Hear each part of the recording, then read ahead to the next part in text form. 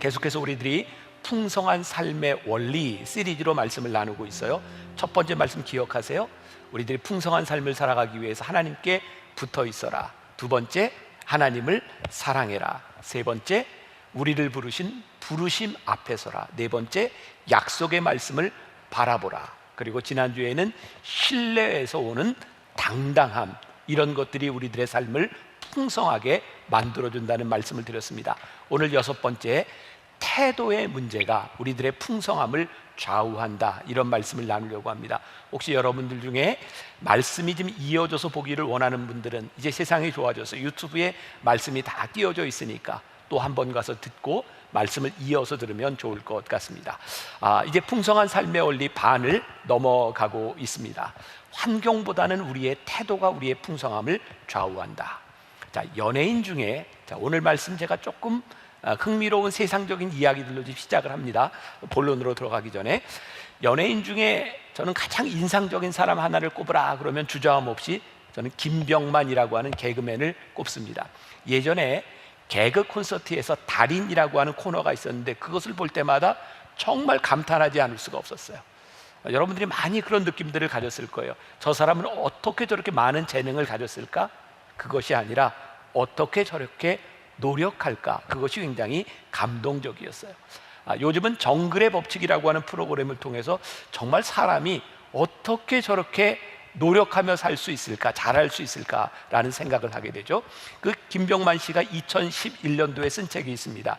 꿈이 있는 거북이는 지치지 않는다. 여러분들 자녀들에게 읽혀주면 굉장히 도움이 될 만한 그런 책입니다. 그 책의 챕터의 제목들인데요, 참 좋습니다. 단점을 탓하기보다 단점 때문에 더 노력한다. 시도하는 것이 가능성이다. 실수는 해도 포기는 안 한다. 세상의 중심에는 노력한 자가 있다. 땀은 배신하지 않는다. 다리는 목표가 아니라 과정이다. 흐르는 물은 썩지 않는다. 도전은 한계를 넘기 위해 달리는 것이다. 이 모든 것들이 삶을 대하는 태도에 대한 부분이죠. 지난주에 SNS에 또 뉴스를 통해서 나온 정치인이자 사업가죠, 홍정욱 씨가 그런 글을 썼던 것이 나왔어요. 이것도 참 좋은 글입니다. 읽어드릴게요. 실패로 인한 아픔은 시간과 함께 흐려지지만 포기로 인한 후에는 날이 갈수록 선명해진다. 또 이런 이야기를 했어요. 파산이 두려워 사업을 접고, 낙선이 두려워 출마를 접고, 이별이 두려워 사랑을 접을 수는 없다. 자고로 포기가 성공의 어머니가 된 경우는 없다. 이 김병만이라고 하는 사람을 보면 핸디캡을 가진 사람이죠. 연예인으로서 키도 참 작습니다. 제가 이렇게 공개적으로 이야기하긴 그렇지만 얼굴이 그렇게 외모가 연예인다운 외모는 아닌 것 같습니다. 그래서 우리가 이렇게 생각하죠. 저 사람은 그가 가지고 있는 핸디캡 때문에 오히려 열심히 노력한 것이 아닌가. 그런데 우리 주변에 보면 자신이 부족하다고 느꼈기 때문에 모든 사람이 노력하는 것은 아닌 것 같습니다.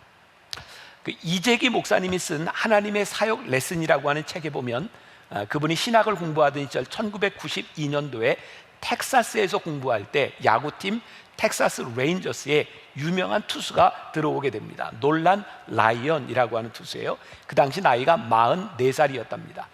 야구를 하는 사람들 이야기로 투수가 44살이면 보통 사람의 고희를 넘긴 나이라고 합니다. 그런데 거기에서 2년 연속 놀란 라이언이 노히트 노런을 기록합니다. 그리고 완봉승을 여러 번 기록합니다. 그 당시 스포츠 캐스터가 중계 방송을 하면서 이런 이야기를 했다 그래요. 저 선수는 그저 나이만 드는 것이 아니라 날마다 좋아지고 있습니다. 굉장히 그의 인생의 풍성함이 느껴지지 않습니까? 또 우리 크리스찬 가수 중에 노사연 집사님이 있죠. 그분이 바램이라고 하는 노래를 불렀는데 마지막 가사가 굉장히 인상적입니다. 우린 늙어가는 것이 아니라 조금씩 익어가는 겁니다. 우린 늙어가는 것이 아니라 조금씩 익어가는 겁니다.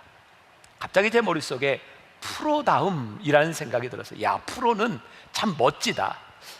이 프로라고 하는 말을 우리 신앙에 한번 대입을 해볼까요? 프로다운 크리스찬이 된다고 하는 것은 어떤 크리스찬일까? 매일매일 더 나아지는 성실함, 그리고 우리들의 삶의 풍성함을 만들어가는 것, 신실한 그리스도인이 되는 것처럼 우리를 풍성하게 만들어주는 것은 없다. 이런 생각을 해보세요.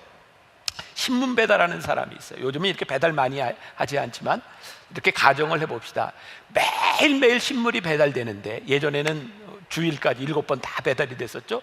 6일 동안 진짜 성실하게 배달을 해줘요. 그런데 꼭 일주일에 한 번은 늦어요. 여러분들이 그런 사람에게 신문 배달을 맡길 수 있겠습니까? 저에게 이 성실함이라고 하는 것은 7일 중에 6일을 잘한다 이런 의미가 아니라 어떻게 시종여일 할 수 있는가, 그것이 신실함이고 풍성함이라는 생각이 들어요. 성실함과 신실함, 그것이 우리들에게 얼마나 중요한 일이고 하나님 앞에서 우리들이 어떤 태도를 가지느냐라는 것은 굉장히 중요한 일이겠죠. 자, 이제 본문으로 조금 들어가 봅니다. 서론이 길었어요. 오늘 마태복음 8장 28절에서 34절을 잠깐 요약한다면 그런 말씀이겠죠. 예수님께서 가다라 지방을 이렇게 지나가시는데 귀신 들린 자 두 사람을 만나요. 이 귀신 들린 사람이, 이 귀신들이 얼마나 동네 사람들을 힘들게 했는지 몰라요. 자, 마태복음 8장 28절에 이렇게 기록이 되어 있죠. 제가 읽어드립니다. 또 예수께서 건너편 가다라 지방에 가심에 귀신 들린 자 둘이 무덤 사이에서 나와 예수를 만나니 그들은 몹시 사나워 아무도 그 길로 지나갈 수 없을 지경이더라. 예수님이 만난 그 귀신이 어떤 자들이에요? 그 지방에 있는 사람들이 그 귀신이 무서워서 그 길을 지나갈 수 없는 그런 상황이었어요. 근데 예수님께서 이 귀신을 쫓아내셨어요. 이 귀신을 돼지떼에게로 다 몰아넣어서 이 귀신을 쫓아내셨어요. 그런데 오늘 말씀 우리가 읽었던 본문 마지막 결론이 어떻게 되어 있느냐? 마태복음 8장 34절 보세요. 온 시내가 예수를 만나려고 나가서 보고 그 지방에서 떠나기를 간구하더라. 얼핏 생각하기에 우리들에게 이런 일이 일어났다고 가정을 해보세요. 야, 예수님이 나타나셔서 우리를 어렵게 하는 귀신을 쫓아내셨어. 그러면 우리는 예수님을 환영하고 예수님 어서 오세요 할 것 같은데 마을 사람들이 지금 뭐라고 이야기하고 있어요? 예수님이 떠나가시기를 간구하더라. 자, 이 말씀 우리들이 많이 들어왔던 말씀이에요. 우리가 이 말씀을 통해 유추할 수 있죠. 딱 이렇다고 나와 있지 않지만 8장 31절과 32절을 보면 왜 사람들이 예수님 떠나시기를 간구했는지 유추할 수 있어요. 자, 31절과 32절 봅니다. 귀신들이 예수께 간구하여 이르되 만일 우리를 쫓아내시려면 돼지떼에 들여 보내주소서 하니 그들에게 가라 하시니 귀신들이 나와서 돼지에게로 들어가는지라. 온 떼가 비탈로 내리다라 바다에 들어가서 물에서 몰사하거늘. 지금 어떤 결과가 일어났죠? 귀신은 쫓아냈는데 귀신들이 돼지에게로 들어가서 그 돼지가 다 죽었다. 이 동네 사람들이 이 귀신 들린 자로 인해서 고통을 받고 있었고 귀신이 나가기를 원했지만 그들이 돼지를 잃고 싶지는 않았던 거죠. 예수님께서 기적을 행하셨는데 그것으로 인하여 그들에게 온 결과가 뭐예요? 경제적인 손실이었던 거예요. 우리는 오늘 여기에서 굉장히 중요한 신앙의 한 가지 진리를 깨닫게 됩니다. 우리는 신앙생활을 하면서 영적인 것과 세상적인 것을 다 얻으려고 하지만 실상은 우리들의 신앙생활에서 모든 것을 얻는 것보다 더 중요한 것을 위하여 덜 중요한 것을 포기할 수 있느냐를 우리들에게 묻고 계세요. 풍성함은 어쩌면 우리들이 얻는 것도 있지만 포기하는 데서 우리들에게 풍성함이 온다고 생각해요. 저는 오늘 것을 이렇게 표현합니다. 대가를 치러라. 오늘 태도에 대한 문제에 있어서 우리들이 대가를 치르려고 하는 그런 태도를 가지고 있느냐 그렇지 않느냐는 참 중요한 것 같습니다. 우리가 이 세상을 살아가는 동안 풍성함을 누린다고 하는 것은 제가 매주 이야기하면서 벌써 6번째 동일한 말씀을 드리고 있는 것 같아요. 절대로 환경이 우리를 중심으로 만들어지는 것은 아닙니다. 가만히 생각해 보세요. 여러분들이 꿈꾸고 계획하고 신앙생활을 잘하겠다고 마음 먹는 순간 세상이 우리를 위해서 도와주는 것이 있나요? 어쩌면 이 세상은 우리들에게 적으로 다가올 때가 훨씬 더 많은 것 같아요. 우리 인생의 문제는 이 풍성함을 누리기 위하여 우리들에게 펼쳐진 주변의 환경 가운데서 우리들이 어떤 태도를 취하느냐에 대한 부분이죠. 지난주에 저희는 한 주간 Pray On이라고 하는 특별 새벽기도회를 지나갔어요. 그때 일주일 동안 말씀을 전한 우리 김종윤 목사님이 멋진 공식을 하나 알려줬어요. 제가 다시 한번 혹시 못 들은 분을 위해 소개를 하려고 합니다. 한번 보여주세요. 이런 공식이에요. V는 GX-T. 멋진 공식을 만들어냈다고 생각해요. 이거 노벨상 받아도 될까? 수학상 받아도 될 것 같아요. 굉장히 좋은 공식이죠. 승리는 G, 하나님, 그리고 뭐를 곱해요? 나의 반응, 하나님 앞에서 내가 어떤 반응을 하고 마이너스 T, 문제의 상황들을 빼내느냐에 대한 부분이에요. 자, 오늘 제가 설교 표현으로 다시 한다면 우리들이 풍성함을 누리는 승리는 하나님 앞에서 우리들이 어떤 태도를 취하며 우리들의 문제들을 제거해 나가는가, 이것이 풍성함을 누리는 비결인 것이죠. 기억하세요. V는 GX-T. 우리의 문제, 우리의 태도의 문제가 무엇일까요? 우리들이 하나님께 은혜를 구하는데 은혜를 받을 만한 삶은 별로 원치 않는 거예요. 우리가 구원받은 자로 구원의 은혜를 누리기를 원하는데 구원받은 자로서 살아가지 않는 거예요. 그러니까 우리들에게 원함은 있지만 우리의 태도가 바뀌지 않음으로 인하여 하나님의 은혜를, 풍성함을 누리지 못하고 사는 거죠. 오늘 여러분들에게 도전하고 싶은 거예요. 내가 하나님을 믿으며 신앙생활을 하는데 왜 나에게 풍성함이 없는가? 이 풍성함이 무엇인지는 아시겠죠? 물질적인 것을 이야기하는 것이 아니라 하나님께서 우리들에게 주시는 풍요로움이 우리들에게 왜 없는가? 유명한 어거스틴이 고백록에서 이런 말을 합니다. 잘 들어보십시오. 주여, 나로 하여금 순결하고 절제하는 삶을 살게 해주시기를 바라지만 아직은 그렇게 해주지 마십시오 라고 기도하던 자였습니다. 내가 그런 기도를 한 것은 나는 나의 정욕을 없애기보다는 충족시키기를 더 바라고 있었던 까닭에 주님이 나의 기도에 속히 응답하셔서 내가 그 정욕의 질병으로부터 너무 빨리 고침받게 될까봐 두려워하였기 때문이었습니다. 어거스틴이 그의 삶에 풍요로움을 누리지 못했던 이유가 무엇이냐면, 하나님, 저로 하여금 순결하게 살게 해주세요 라는 마음이 있었지만 늘 어떻게 기도했어요? 지금은 아닙니다. 내가 아직은 더 정욕을 충족시키고 살고 싶으니 지금은 아닙니다. 어거스틴이 깨닫게 된 게 무엇이냐면, 내가 하나님 안에서 이거 포기하지 않았을 때는 누리지 못했던 것, 내가 하나님 안에서 비로소 평안함을 얻었습니다. 풍요로움을 누렸습니다. 문제는 뭐냐면 그게 그에게 원함은 있었지만 그의 태도가 바뀌지 않은 거였어요. 오늘 여러분들에게 도전하는 거예요. 여러분들 마음속에 있는 원함에 대한 문제가 아니라 우리들이 어떻게 하나님 앞에서 우리의 태도를 바꿀 것인가, 어떻게 우리들의 염려를 떨어내버릴 것인가. 우리 속담에 그런 말이 있죠. 구더기 무더워서 장 못 담근다. 장을 담그면 구더기도 생기는 거예요.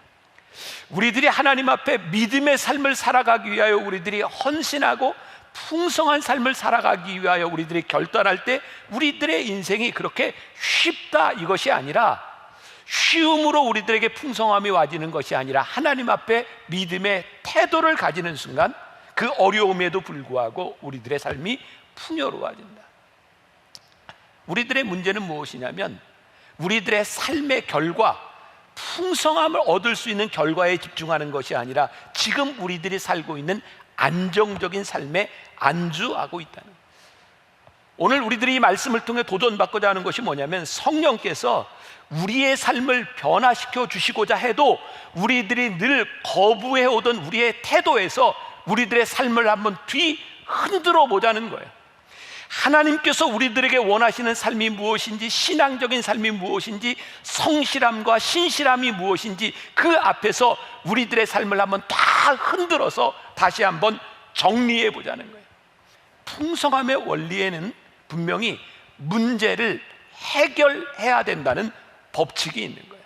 기억하세요. 풍성함에는 문제를 해결해야 된다. 자, 오늘 본문으로 다시 조금 돌아가 보겠습니다.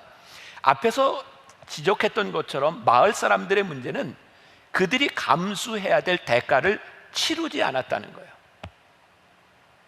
근데 제가 가만히 이 말씀을 묵상하며 보니까 표면적으로 나타나 있는 것은 경제적인 문제이지만 이 부분에서 훨씬 더 중요한 영적인 문제가 있다는 생각이 듭니다. 한번 들어보십시오. 자, 마태복음 8장 28절부터 29절에 귀신들의 태도를 한번 보겠습니다. 제가 다시 읽어드려요. 또 예수께서 건너편 가다라 지방에 가심에 귀신 들린 자 둘이 무덤 사이에서 나와 예수를 만나니 그들이 몹시 사나워 아무도 그 길로 지나갈 수 없을 지경이더라. 이에 그들이 소리질러 그들이 누구예요? 귀신들이 소리질러 이르되 하나님의 아들이여 우리가 당신과 무슨 상관이 있나이까? 때가 이르기 전에 우리를 괴롭게 하려고 여기 오셨나이까? 하더니, 지금 결과적으로는 경제적인 손해가 있지만 지금 예수님과 귀신 사이에 영적 전쟁이 일어나고 있는 거예요. 귀신이 예수님께 이야기합니다. 예수님, 당신이 우리와 무슨 상관이 있습니까? 우리가 지금 저 사람들 속에 들어가서 편안히 지나고 있는데 왜 우리를 쫓아내려고 하는 것입니까? 지금 영적인 차원에 대한 문제를 이야기하고 있어요. 저는 오늘 말씀을 준비하다 그런 생각을 했어요. 우리들의 태도의 문제 가운데 사실은 단순한 태도에 대한 문제가 아니라 우리들의 영적인 문제일 수 있겠다. 우리들이 하나님 앞에서 어떤 믿음의 고백이 있느냐, 이것이 훨씬 더 중요한 부분이겠다. 제가 요즘 우연히 TV를 보다가 굉장히 흥미롭게 보는 드라마가 하나 있습니다. 여러분들 중에 보시는 분이 있는지 모르겠어요. 제가 어제 신문을 보니까 어떤 넷플릭스라고 하는 그 OTT 플랫폼에 이 드라마가 1위로 올라가 있더라고요. 경이로운 소문. 제가 역시 저는 재밌는 걸 본다 이런 생각이 들어서 경이로운 소문. 단순히 재미를 떠나서 오늘 이 말씀을 준비하는 중에 제가 보았던 이 드라마의 부분들이 굉장히 인상적이었어요. 여기에 귀신들의 이야기입니다. 귀신들, 나쁜 귀신을 잡아가는 사람들의 이야기입니다. 경이로운 소문, 한 사람의 이야기인데요, 이 드라마에 보면 귀신들이 사람들의 몸속에 들어가서 나쁜 짓을 합니다. 그리고 사람을 죽입니다. 그리고 귀신은 사람을 죽일 때마다 힘이 세워집니다. 저에게 인상적이었던 것은 귀신이 사람의 몸속에 들어갈 때 아무 사람의 몸속에 들어가지 않는다는 거예요. 살인을 저질 만한 성향이 있는 사람들의 몸속에 들어가서 귀신이 함께 상승작용을 일으키는 거예요. 예수님께서 이 귀신들을 쫓아냈습니다. 예수님께서 왜 돼지떼에게로 귀신을 보내셨을까요? 이 귀신을 그냥 쫓아내면 이 귀신들이 다른 사람의 몸속에 들어가니까 또 다른 문제들이 일어나니까, 이 영적인 문제가 온전히 해결되어야 삶의 문제가 해결이 되는데 이 동네 사람들은 어떻게 생각을 하고 있어요? 주님, 귀신을 쫓아내는 것은 좋지만 완전히 영적으로 해결되는 그런 것에 대한 원함이 아니라 내가 경제적인 손실을 보기 싫습니다. 우리들이 가지고 있는 많은 태도 가운데 하나요, 제가 하나님 잘 믿고 싶습니다, 성실하고 싶습니다. 그러나 저에게 경제적인 손실은 주지 마십시오. 제가 오늘 여러분들에게 감히 드릴 수 있는 말씀입니다. 우리들의 풍성함은 경제적인 가치를 지키는 데서 오는 것이 아니라 우리들이 어떻게 하나님 앞에 영적으로 신실한 삶을 살아가느냐에 우리의 풍성함이 온다. 사실 우리들이 이 믿음과 확신이 없다면 이 세상을 살아가며 어떻게 경제적인 문제 앞에서 우리들이 당당할 수 있겠습니까? 저는 30여 년 목회를 하면서 귀신 들린 사람들을 참 많이 만났고요, 여러분들이 신앙생활하고 있는 이 만나 교회 안에서도 저는 기도하며 많은 귀신들을 쫓아냈던 경험이 있어요. 참 신기하더라고요. 저도 기도하고 믿음으로 기도하고 방언으로 기도하고 손을 얹을 때 귀신이 무서워서 나가요. 때로는 오랫동안 싸우기도 합니다. 저에게 굉장히 절망스러웠던 것은 기도하고 귀신이 나갔는데 그 사람에게 다시 귀신이 들어오더라는 거예요. 제가 그 사람의 삶의 모든 부분까지 쫓아가면서 어떻게 할 방법이 없어요. 귀신이 쫓아 나가기는 하지만 더 중요한 것은 우리들의 삶이 하나님 앞에서 태도와 우리들의 삶이 변하지 않는다면 언제든지 영적으로 귀신은 우리들에게 들어올 수 있는 것이고, 지금 예수님은 가다라 지방에서 단순히 귀신을 한 번 쫓아내는 것에 대한 문제가 아니라 귀신을 없애는 그들의 삶이 바뀌어지는 것에 대한 관심이 있는데 그들은 경제적인 문제에 관심을 가지고 있었다. 결국 중요한 것이죠. 우리들이 풍성한 삶을 누리는 태도 가운데 하나가 우리들이 그 일을 위하여 값을 지불한 준비가 되어 있는가, 기꺼이 하나님 앞에서 우리의 믿음과 성실함과 신실함을 지키기 위한 태도, 준비가 되어 있는가. 그래서 오늘 풍성한 삶을 누리기 위한 태도를 바꾸라라고 하는 데서 제가 두 가지를 여러분들에게 제안합니다. 하나는 여러분들의 삶의 방식을 바꾸어 보라는 거예요. 뭐라고요? 삶의 방식을 바꾸어라. 어떤 삶의 방식? 여러분들이 하나님 앞에서 잘못된 삶의 방식을 바꾸는 사람이 되라. 우리들은 이 삶의 방식을 바꾸는 데 있어서 늘 이런 핑계를 댑니다. 저는 부족합니다. 저는 실패했습니다. 저는 이렇게 연약합니다. 때때로 우리들이 신앙생활을 하면서 제가 대학에 떨어졌습니다. 취업에 실패했습니다. 건강을 잃었습니다. 이런 것들이 우리들에게 핑계가 될 때가 참 많이 있죠. 제가 여러분들에게 제안하는 것, 삶의 방식을 바꾸라는 거예요. 우리의 힘으로, 우리의 능력으로 되지 않는다면 하나님을 바라보라는 거예요. 하나님 도와주세요. 오늘 여러분들에게 그런 기도가 있었으면 좋겠어요. 하나님 도와주세요. 우리의 힘으로 되지 않기 때문에 하나님을 바라볼 수 있는 믿음의 태도들이 우리들에게 필요해요. 사탄은 늘 우리들에게 유혹해요. 어떻게 유혹할까요? 포기하라는 거예요. 내가 이 정도밖에 되지 않으니 포기하라는 거예요. 저에게 굉장히 좋은 경험이었어요. 이 말씀을 준비하면서 제가 이렇게 다 원고를 타이핑을 하잖아요. 계속 타이핑을 하는데 이 사탄이라고 하는 말이 계속해서 나오고 있는데, 귀신이라고 하는 말이 나오는데, 사탄이라고 하는 말을 칠 때마다 계속 오타가 나는 거예요. 뭐라고 쳐지냐면 사탕 자꾸 쳐지는 거예요. 그래서 사탕으로 쳤다가 이응을 니은으로 바꾸고 이응을 니은으로 바꾸고 가다가 하나님께서 저에게 그런 깨달음을 주신 거예요. 사탄은 너희들에게 늘 사탕이다. 늘 우리들에게 쉬운 길로, 달콤함으로 우리들을 유혹하는 사탄과 같은 존재이다. 결국 우리들의 삶의 문제를 바꾼다고 하는 것은 하나님 앞에 사탕, 편안한 삶이 아니라 우리들이 믿음의 앞에서 우리들이 어떻게 삶을 결단하고 우리들의 삶의 방식을 바꾸느냐에 대한 부분. 제가 미국에서 공부하던 때 참 잊을 수 없는 기억 중에 하나예요. 저는 박사과정을 공부할 때 그 학교 사무실에서, 행정실에서 이렇게 타이핑을 하는 일을 하면서, 편지를 쓰는 일을 하면서 이렇게 아르바이트를 했는데, 그 사무실에 있었던 한 직원 중에 하나였어요. 역시 신학생이었고 그 흑인 여자였는데, 이제 목사 안수 과정을 밟고 있는, 제가 공부하던 학교는 미국 감리교 UMC 계통의 학교였는데 그 목사 안수 과정을 밟고 있는 여자였어요. 어느 날 사무실에 굉장히 시무룩하게, 아니 화가 나서 와서 이런 이야기를 하는 거예요. 내가 목사 안수 과정에서 떨어졌다고. 떨어진 이유가 여러분들이 들으면 화가 날 만한 내용이에요. 떨어진 이유가 뭐냐면 너무 살이 쪄서. 이거 굉장히 문제 있는 거죠. 살이 쪄서. 근데 제가 그 이야기를 듣고 보니까 일리가 가는 부분이었어요. 우리들이 살이 쪘다 생각하는 이 살찐 것이 우리들이 생각하는 정도의 수준이 아니라, 그 흑인 여자는 어느 정도 살이 쪘냐면, 사무실에서 이렇게 차를 타고 퇴근을 할 때면 차를 탈 때 우리처럼 그렇게 문을 열고 운전석에 타지를 못해요. 먼저 엉덩이를 놓고 자기 다리를 자기가 들어서 놔야 될 만큼 살이 쪘어요. 살이 찐 것이 문제가 아니라 그 안수 과정을 그 인터뷰하는 사람들의 이야기가 뭐였냐면, 이렇게까지 자기 몸도 관리를 하지 못하는 사람이 어떻게 다른 사람의 영혼을 관리할 수 있느냐고. 물론 여기에 대해서 어떤 논쟁, 이게 무슨 차별이다 이런 얘기할 수 있겠지만 저에게 굉장히 중요한 일처럼 들렸어요. 내 몸도 관리하지 못하는 사람이 어떻게 다른 사람의 영혼을 관리할 수 있겠습니까? 자, 여기에서 또 우리들에게 그런 의문이 들죠. 우리들의 육신이, 우리들의 몸이 관리한 대로 다 되나요? 오늘 이 말씀을 듣고 있는 여러분들 가운데 나는 몸이 아픈데 이게 그러면 내가 관리하지 못해서란 말인가? 저도 마찬가지예요.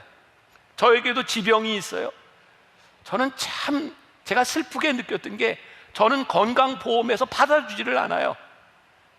고혈압약을 먹고 있고 당뇨 약을 먹었던 경험도 있고 심장에 스텐트도 하고 제가 가지고 있는 질병도 약을 먹는 것만을 가지고도 건강보험에서 저 같은 사람을 받아주지 않아요. 그러니까 저도 이 건강에 대해서 자신 있게 말할 수 있는 사람이 아니에요. 그런데 제가 아프고 나서 깨닫게 된 것이 뭐냐면, 내가 스스로 관리한다고 내가 퍼펙트하게 내 몸을 책임질 수 있는 사람은 아니지만, 내가 하나님의 일을 하기 위해서 나를 관리하는 것은 굉장히 중요한 일이라는 생각이 들었어요. 여러분, 살찌고 살 빠지고 그런 것, 이것이 문제가 아니죠. 문제가 아니죠. 내가 얼마나 건강하게 하나님 앞에 풍성한 삶을 살아가기 위해 내가 얼마나 절제하고 하나님 앞에 풍성한 삶을 누릴 수 있는가. 오늘 여러분들에게 제가 도전하고 싶은 거예요.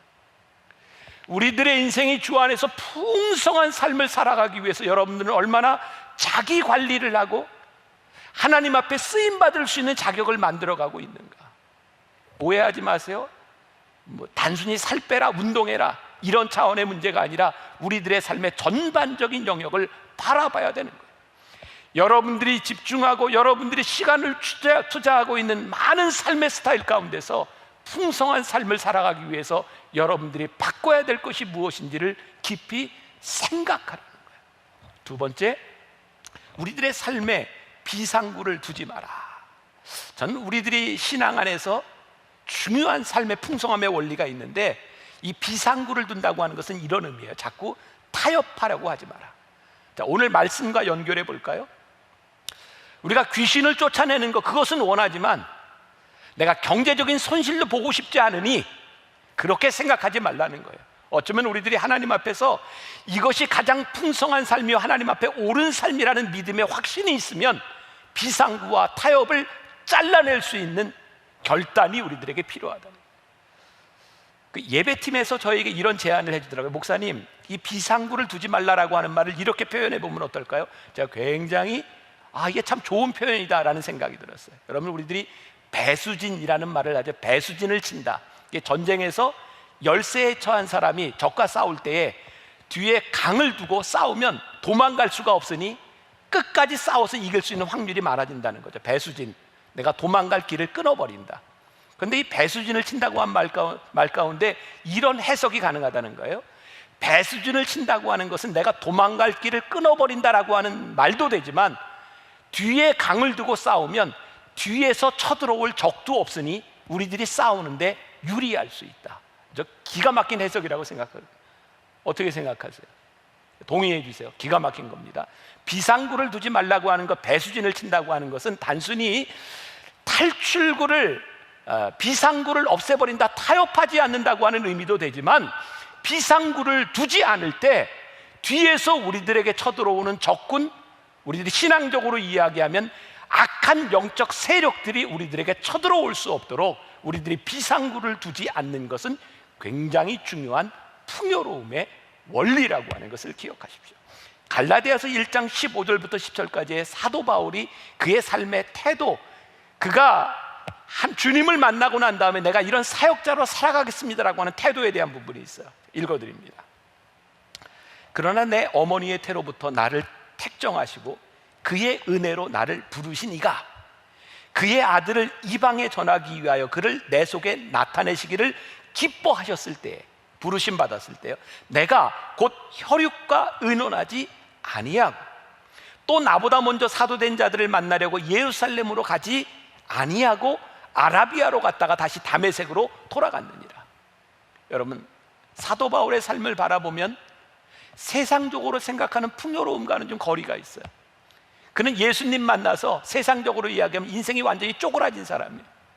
이제 돈도 못 벌고 그가 가지고 있던 명예도 다 버려야 되고 매를 맞고 배척을 당하고. 그런데 사도 바울의 삶을 바라보면서 우리들이 그의 삶이 그렇게 쪼그라들었다는 느낌이 드나요? 아니면 마지막 죽음 앞에선 그의 모습을 바라보며 그의 인생이 참 복되다, 풍요롭다는 생각이 드나요? 그가 적어도 하나님 앞에 부르심을 받았을 때 그는 그 일을 위하여 혈육과 의논하지 아니하고, 지금 편안하게 예루살렘으로 사도들을 만나러 가지 아니하고, 그는 준비된 사람이 되기 위하여 아라비아 사막으로 가고 혈육과 의논하지 아니하고 준비된 사람이 되었을 때 3년 후에 다메섹에서 바나바라고 하는 그런 귀한 사람을 통하여 그가 픽업이 되고 그가 하나님 앞에 쓰임받기 시작하죠. 우리 인생의 풍성함이 어디 있을까요? 세상의 것을 놓치지 않고 타협하는 데 있는 것이 아니라 하나님이 우리를 쓰실 수 있도록 우리들을 준비하고 우리의 인생에 비상구를 두지 아니하고 우리들의 살아가는 인생만큼 복된 인생이 어디 있을까요? 오늘 저는 말씀을 준비하면서 저 자신을 바라보는 거예요. 그리고 오늘 말씀을 듣는 여러분들에게 도전을 주고 싶은 거예요. 주님, 우리들이 어떤 삶을 살아가는 것이 우리들의 하나님 앞에 풍성한 삶이겠습니까? 우리들이 비상구를 두지 않는다고 하는 것, 그래서 우리들이 기꺼이 포기할 수 있는 것, 우리들이 결단할 수 있는 것. 제가 이 말씀 시리즈를 나누면서 여러분들에게 계속 하는 이야기죠. 우리 인생의 전성기는 언제일까요? 내가 기꺼이 포기할 수 있는 것이 있을 때 그것이 우리의 인생의 전성기다. 하나님 나를 부르신 그 삶의 풍요로움을 우리들이 바라보기 때문에 기꺼이 우리들이 포기할 수 있는 것이 있을 때 우리의 인생은 풍요와 전성기를 지나고 있다. 지난주에 우리들이 특별 새벽 기도회를 지나갔어요. 제가 왜 여러분들에게, 여러분 요번 주 한 주만이라도 힘들지만 그 시간에 일어나서 같이 기도합시다. 쉽지 않습니다. 우리들이 그 시간을 지키기 위해서 그 전날 우리들이 포기해야 될 것이 있을 거예요. 새벽에 일어나기 위해서 내 삶의 스타일을 바꿔야 될 일이 있을 거예요. 그런데 우리들이 믿는 것이 있죠.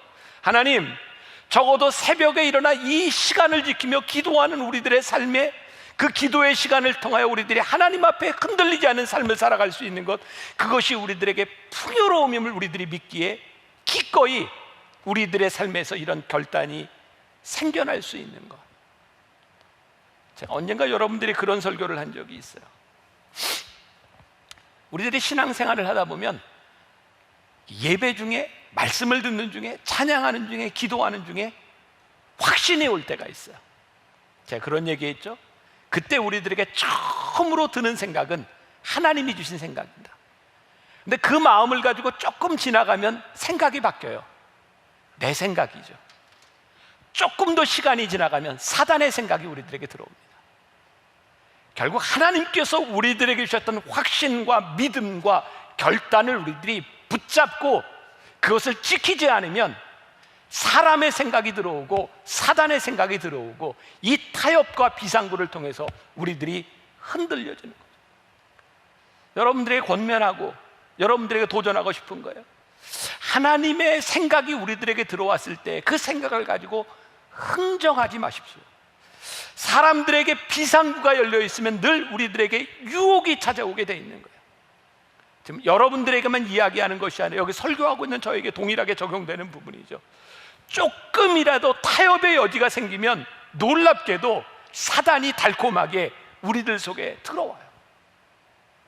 그게 참 달콤하기는 한데 그것이 우리들의 삶을 무너뜨리고 하나님 앞에서 우리들의 풍요로움을 앗아가는 거예요. 제가 지금도 잊을 수 없는 게 어떤 성도와 함께 제가 식사를 할 때였어요. 그분이 저에게 이런 얘기예요. 목사님뿐만 아니라 목사님들은요, 이 세상에서 성도들이 얼마나 치열하게 살아가고 있고 얼마나 힘든지 우리 성도들의 사정을 잘 모르는 것 같아요. 그래서 목사님들은 너무 쉽게 설교하는 것 같아요. 그 말이 저에게 참 아프게 다가왔어요. 그래요. 목회자는 여러분들의 삶을 잘 몰라요. 여러분들이 이 세상에서 얼마나 치열하게 싸우고 있는지 잘 몰라요. 그런데 제가 여러분들의 사정 하나를 다 알고 그 사정들 때문에 너무 힘들어서 내가 어떻게 말씀을 전할까, 어떻게 이 사람에게 위로만 해줄까라고 생각한다면 어떻게 절대적인 하나님의 말씀을 가르치고 선포하고 설교할 수 있겠어요? 어느 날 저에게 그런 생각이 들더라고요. 하나님, 제가 세상을 모르는 것이 참 감사합니다. 그래서 말씀을 선포할 수 있는 것이 참 감사합니다. 그리고 결단은 우리 신앙인들의 몫인 거죠. 여러분들에게 제가 도전을 주고 싶은 거예요. 하나님 앞에서 우리들이 절대로 포기할 수 없는 비상구를 두지 않는 우리들의 신앙의 삶의 원칙들이 세워질 때 그것이 힘든 것 같지만, 그것이 포기하는 것 같지만 하나님께서 우리를 풍요롭게 해주시는 놀라운 원리들을 우리들이 깨닫게 될 수 있습니다. 오늘 예배를 준비하며 우리 찬양을 준비하는 음악팀에서 저에게 그런 얘기를 했어요. 목사님, 교인들이 참 부르기 힘들어하고 꺼려하는 찬송이 두 가지가 있습니다. 그 중에 하나가 뭐냐면 십자가를 질 수 있나 주가 물어보실 때, 이 찬송하기 참 힘들어한다는 거예요. 또 하나 힘들어하는 찬송이 뭐냐면 주 예수보다도 귀한 것은 없네, 이 세상 부귀와 바꿀 수 없네. 이 찬송 부르기 참 힘들다는 거예요. 가만히 가사를 생각해 보세요. 아, 이게 참 힘든 가사구나. 근데 여러분들의 인생에 가장 풍요로웠던 때를 생각해 보세요. 주 예수보다도 귀한 것은 없네, 이 세상 부귀와 바꿀 수 없네 라고 자신 있게 찬송하고 하나님 앞에 믿음으로 고백할 수 있었던 때, 우리들이 참 풍요롭지 않으셨나요? 십자가를 질 수 있나? 주가 물어보실 때 내가 주님의 십자가를 질 수 있습니다라고 말했던 그 고백이 있었던 때 우리들의 삶이 진짜 풍요롭지 않았나요? 우리의 삶의 태도, 비상구를 두지 말고 주 예수보다도 귀한 것은 없네. 오늘 이 고백이 우리들의 삶을 풍요롭게 할 줄 믿습니다.